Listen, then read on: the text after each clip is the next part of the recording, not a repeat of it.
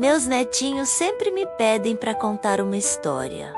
Mas tem uma que eu nunca contei. Há frases que funcionam como âncoras. E a minha foi lançada na calmaria de uma infância que parecia infinita. Dizem que toda história precisa de um gancho, um mistério que fisgue a alma. A minha começou com uma promessa que por 30 anos pareceu uma traição. Uma única frase, sussurrada em dezenas de despedidas, que se tornou a arquitetura da minha solidão. Eu estava sentada em um banco de jardim, o sol da tarde filtrando pelas folhas, quando ouvi um menino, com a mesma idade que eu tinha, quando tudo começou.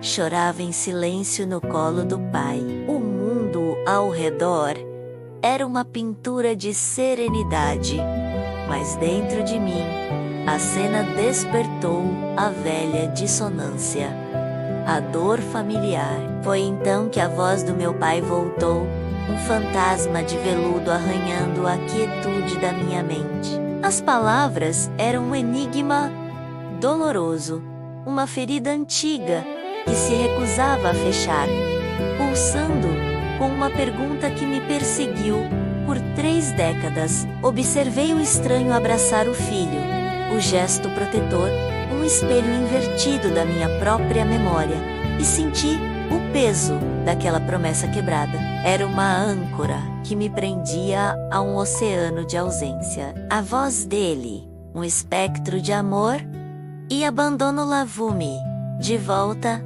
ao início de tudo. A memória não é um arquivo, é um corpo vivo que respira para entender a profundidade de uma perda. É preciso primeiro reconstruir o que foi perdido, não como um relato, mas como uma presença. Meu pai não era uma ideia, ele retornava em ondas. Primeiro, pelo cheiro de café fresco, misturado ao seu perfume amadeirado. Depois, pelo tilintar das chaves no bolso, a sinfonia que anunciava tanto a chegada quanto a partida. Eu via o sorriso que enrugava os cantos de seus olhos cor de mel, e a mala de couro gasta, apoiada perto da porta como um animal de estimação fiel. Sentia a aspereza carinhosa de sua mão calejada em meu cabelo. Um gesto que dizia tudo sem precisar de palavras. Cada partida era um ritual. Ele se ajoelhava e o mundo encolhia até que estivéssemos no mesmo nível. Olho no olho, ele sorria. Aquele sorriso que prometia que todas as coisas eventualmente ficariam bem. E então, proferia as palavras mágicas, a fórmula secreta que transformava a tristeza da despedida em um jogo. Eu vou, mas eu volto. Se eu não voltar, você sabe onde iremos nos encontrar. E eu ria, uma criança que recebia a frase como um pacto de amor, uma brincadeira entre pai e filha, sem jamais compreender o peso que aquelas palavras um dia carregariam. Para mim, o onde era um lugar secreto, talvez a casa na árvore ou a sorveteria da esquina, era a promessa de uma aventura. Cada deus era um prelúdio de retorno, até o dia em que a promessa se quebrou no silêncio de uma tarde chuvosa. Há momentos que se tornam o epicentro de uma vida. A memória que, como um sol negro, atrai todas as outras para sua órbita. Naquele dia, o mundo parecia chorar comigo. A chuva escorria pela vidraça em rios sinuosos, distorcendo a imagem do céu cinzento. O som constante das gotas no telhado era a única música, uma melodia melancólica que preenchia o ar úmido e frio. Ele se ajoelhou, como sempre. O tecido de seu casaco estava gelado ao toque. Ele sorriu, mas o sorriso não alcançou os olhos da mesma forma. Havia uma pressa em seus movimentos, uma sombra que eu não soube nomear. Ele disse a frase: "Eu vou, mas eu volto. Se eu não voltar, você sabe onde iremos nos encontrar?" As palavras saíram como um sussurro, abafadas pelo som da chuva e pelo barulho do motor do carro que já o esperava. Para mim, era apenas mais uma despedida triste, igual a todas as outras.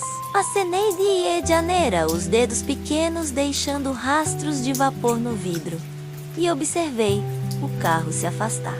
As luzes traseiras vermelhas foram as últimas a desaparecer. Duas brasas se dissolvendo na cortina cinzenta de chuva. E então, ele se foi. O tempo é um escultor impiedoso da ausência. Os primeiros dias foram de espera ansiosa, o rosto colado na janela, o coração saltando a cada carro que virava a esquina. As semanas trouxeram um silêncio confuso, respondido com abraços apertados e olhos marejados dos adultos. Os anos, por fim, solidificaram a ausência. A esperança infantil, vibrante e ingênua, corrói-se lentamente, até se tornar a amargura da vida adulta. A esperança desfez-se como açúcar na chuva, deixando para trás um resíduo amargo de abandono. A frase dele: "Antes um conforto, torna-se uma tortura." Em meu monólogo interno, que durou toda a adolescência e o início da vida adulta, eu revirava a segunda parte da promessa, buscando um sentido que não existia. Onde iremos nos encontrar? Onde? A pergunta tornou-se a prova de sua traição. Ele não havia morrido.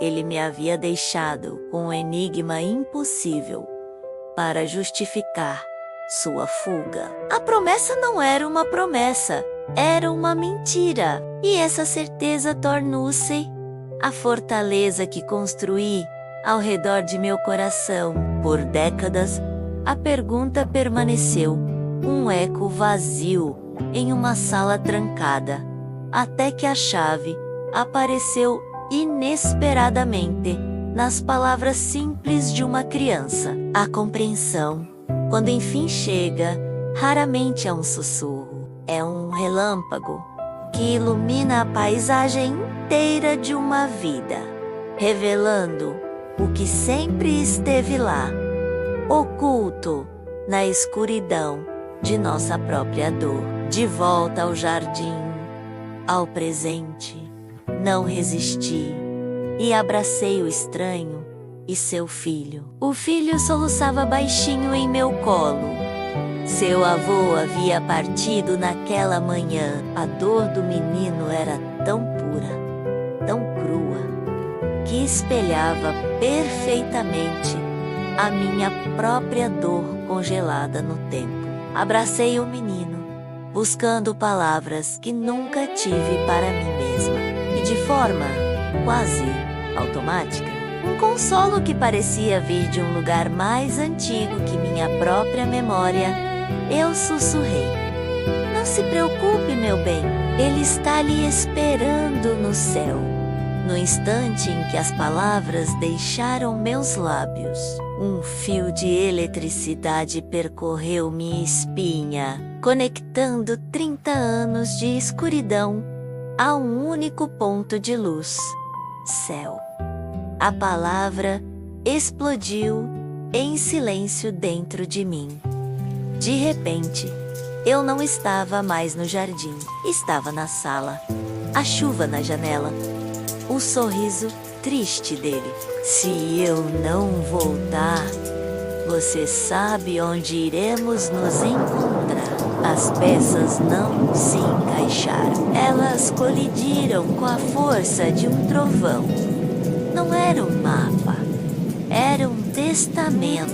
A promessa final de um pai, que sabia que talvez não pudesse cumprir a primeira parte, mas que garantia, com todo o amor de seu ser, a certeza da segunda, a fortaleza de ressentimento, erguida tijolo a tijolo por 3 décadas de silêncio, não veio abaixo com estrondo, apenas se desfez em água, como se sempre tivesse sido feita de sal e chuva. A verdadeira cura não apaga a cicatriz. Ela a ensina a contar uma nova história. As lágrimas que corriam por meu rosto não eram as lágrimas amargas do abandono, eram de alívio, de encontro. A ferida que definira minha vida não era mais a prova de que eu fora deixada para trás, mas sim a certeza de uma promessa eterna. Ele não me abandonou. Ele me amou tanto que tentou me dar um consolo para a dor que ele mesmo não podia evitar. A lição, compreendida enfim, era que o amor verdadeiro transcende a vida e a morte. E sua linguagem, por vezes, só pode ser decifrada pelo coração, com o passar de um tempo imenso. Olhei para o céu, agora limpo, após a breve chuva de minhas próprias emoções.